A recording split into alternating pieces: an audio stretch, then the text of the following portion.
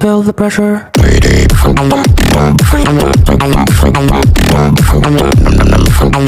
This could be us. So back to what I was saying. Could be us. Yo, what's up mga peeps? This is Pod Spot, ang tropa nyong hot nga! Ay, come on! Kasama kagabi mag-abot!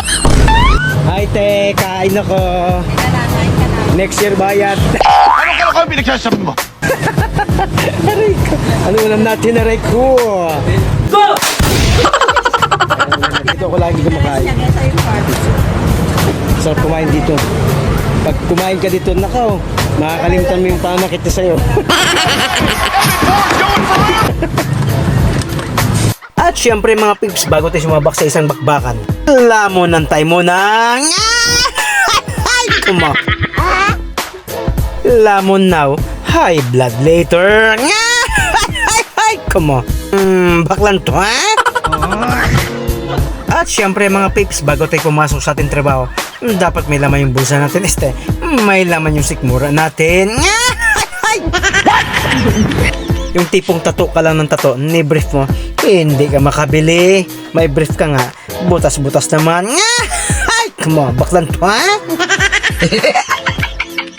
At syempre mga peeps, nasasyap na tayo niyan syempre. Hindi mo na ako dumaan sa mga kabit ko para magpadakma. Ay, come on. Meron ng mga peeps, baklan to, ha? At syempre mga peeps, katatapos lang natin mag-stencil ng ating design. At ito nga pala ang ating tawag dito gagawin sa ngayon. Ito yung design ng ating client. At syempre mga peeps, salamat sa ating client na si Boss Louie Langgam. Boss Louie Langgam o Baggam. Hindi ako sure kung anong eksaktong pangalan ni Boss Louie. At syempre mga peeps, ito nga nagpiprepare tayo sa ating stencil. At mayat tusukan na naman. Ay, come on. At syempre mga peeps, ang client pala natin is all the way from Sichu, Alipungang. Ay, come on. Gunggong! Barinig kita sa mukha eh! Kimirot na mga peeps, syempre ang client pala natin ngayon ay Tagalagan pero nakabase na siya sa UK. At syempre mga peeps, magpapasalamat tayo kay Boss Louie dahil tayo ang artist choice niya.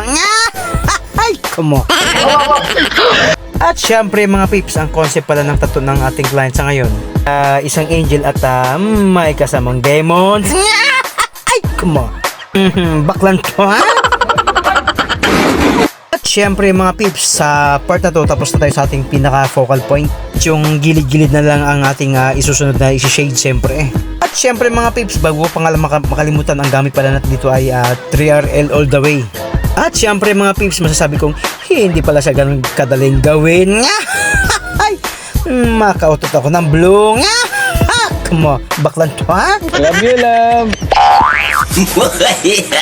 At syempre mga peeps, sa part na to, nag-highlights na tayo kung nakikita nyo. At syempre yung method ng pag-highlights natin dito sa tattoo nating client is dropping method lang siya para hindi siya magiging OA kumbaga. Gaya ng ex ko, binigay mo na nga lahat, pati barya, hindi pinatawad. Ay, come on, baklan to, ha? Love you, love! Siyempre mga peeps, ito nga pala ang final result ng ating ginawang touchy. Ay! At syempre mga peeps, kung di ako nagkakamali, consume tayo ng oras dito na siguro kung di 6, 7 to 8 hours, ganun siya katagal gawin. At syempre, shoutout dun sa mga pointillism artist na malulupit. Ay, come on. Idol nyo ako. Idol ko kayo. Ay, come on. Baklan to, ha? At syempre, shoutout sa mga client na may bagong tattoo. Please lang, pakiingatan nyo naman. Gaya ng pag-ingat nyo sa jowa nyo. Iniputan ka na nga, iiputan ka ulit. Ay, come on. Baklan to, ha? At syempre mga peeps, see you next vlog. Shing!